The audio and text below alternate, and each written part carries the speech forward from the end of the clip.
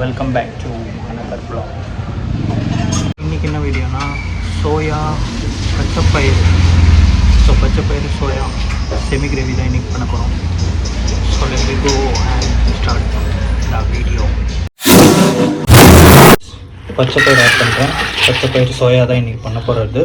So பச்சைப்பயிறு add பண்ணியாச்சு. ஒரு வெங்காயம் கட் பண்ணதை ஆட் பண்ணுறேன்.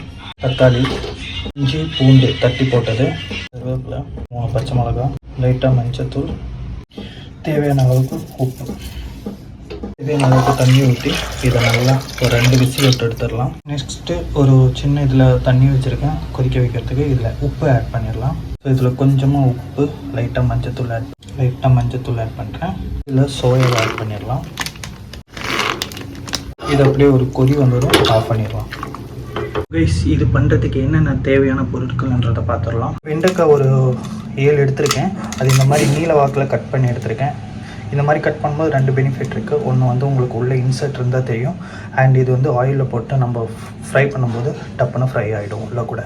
ஸோ வெண்டைக்காய், ஒரு பிக் சைஸ் ஆனியன் பொடியாக கட் பண்ணியிருக்கேன், ஒரு மீடியம் சைஸ் தக்காளி பொடியாக கட் பண்ணது, பச்சை மிளகா ஒரு 3, இஞ்சி பூண்டு மிக்ஸ் ஆகிருக்கிறதுல அது ஒரு 3 பெரிய பூண்டாக இருந்தால் ஒரு 3 பல் எடுத்துக்கோங்க, சின்னதாக இருந்தால் ஒரு பல்க் அப்படி எடுத்துக்கோங்க. ஸோ இஞ்சி பூண்டு, சோயா நம்ம ஏற்கனவே வேக வச்சு நல்லா தண்ணி எல்லாம் இது பண்ணி வச்சுருக்கேன்.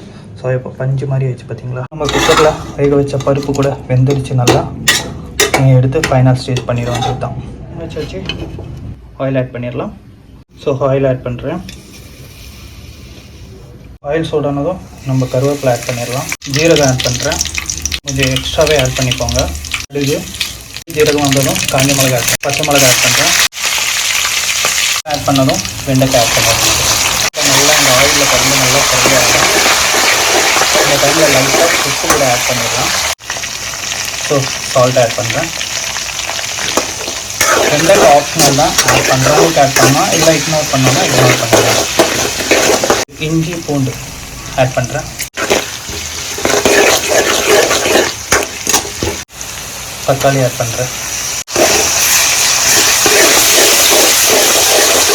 வெங்காயமாக ஆட் பண்ணுறேன். லைட்டாக சால்ட் ஆட் பண்ணி நல்லா மிக்ஸ் பண்ணி கொடுத்துடலாம்.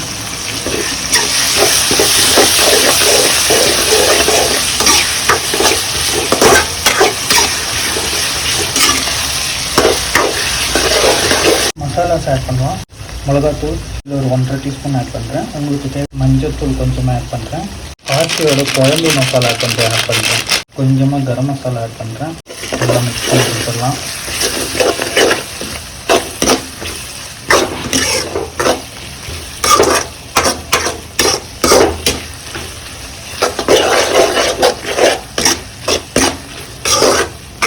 சோயா ஆட் பண்ணிடலாம். சோயா ஆட் பண்ணிவிட்டு மெதுவாக இதை வந்து மிக்ஸ் பண்ணி கொடுங்க, இல்லைன்னா இது அப்படியே உடஞ்சிடும். ஏன்னா சோயா நல்லா வெந்துட்டு. தயிர் ஆட் பண்ணிடலாம்.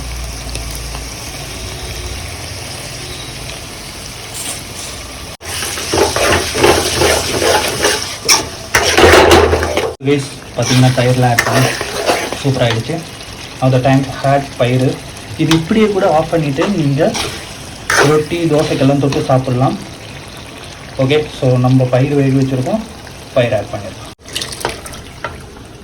ஸோ பயிர் ஆட் பண்ணியாச்சு. நல்லா மிக்ஸ் பண்ணி கொடுத்துடலாம். மிக்ஸ் பண்ணி கொடுத்தாச்சு. இனி இந்த கிரேவி அப்படியே ட்ரை ஆகி வரணும். ஸோ பிகாஸ் நான் இது தோசைக்கு தான் தொட்டு சாப்பிட்றேன். எனக்கு தோசையோட கன்சிஸ்டன்சியில் வேணும். ஸோ இது அப்படியே கொஞ்சம் நேரம் அப்படியே இருந்து ட்ரை ஆகட்டும். அடிக்கடிக்கு கிண்டி கொடுத்துருங்க, இல்லைன்னா அடி பிடிச்சிடும். Because I'm cooking aluminium. So guys, பார்த்தீங்கன்னா நம்ம தேவைக்கு ஏற்ற மாதிரி இந்த கிரேவி வந்துடுச்சு. மல்லியில தூவிடலாம்.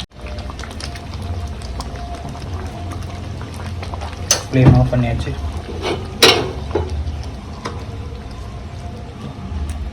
ஸோ லைட்டாக எடுத்து டேஸ்ட் பண்ணி பார்க்கலாமா? கிரேவி எடுத்து பார்க்கலாம்.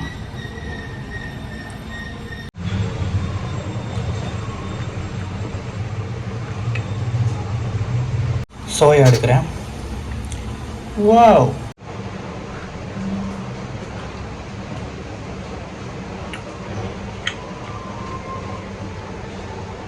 ஸோ கைஸ், சோயாவில் அந்த கிரேவி, அந்த பருப்போட அந்த ஃப்ளேவர் நல்லா இறங்கியிருக்கு. ஸோ இவ்வளோ தான் இன்னைக்கு. So hope you guys are enjoyed the today's vlog and see you next vlog. Till then.